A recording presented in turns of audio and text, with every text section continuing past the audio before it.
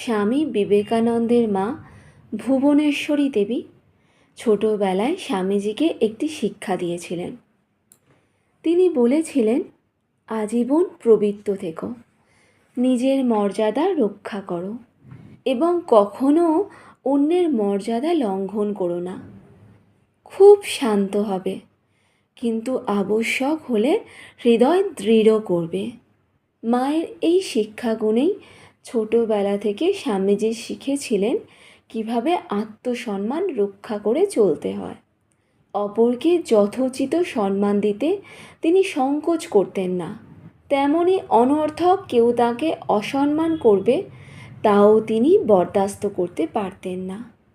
বালক নরেন্দ্রনাথকে একবার তার বাবার এক বন্ধু অযথা তুচ্ছতাচ্ছিল্য করতে থাকেন।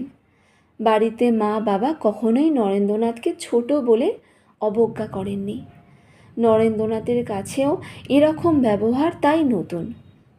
অবাক হয়ে তিনি ভাবলেন, কি আশ্চর্য, আমার বাবাও আমাকে এত তুচ্ছ মনে করে না, আর ইনি কিনা তাই ভাবেন। আহত সর্পের মতো সোজা হয়ে দাঁড়িয়ে দৃঢ় কণ্ঠে নরেন্দ্রনাথ বললেন, আপনার মতো অনেক আছেন যারা মনে করেন ছেলে মানুষ হলেই বুদ্ধি বিবেচনা থাকে না।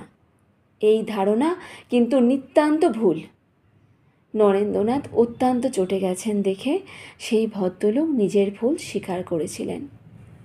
কঠো উপনিষদের বালক নচিকেতার মধ্যেও এরকম আত্মশ্রদ্ধা দেখা যায়।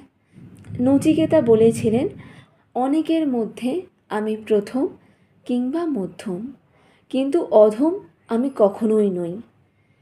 নচিকেতার চরিত্র এই জন্যই স্বামী বিবেকানন্দের এত প্রিয় ছিল।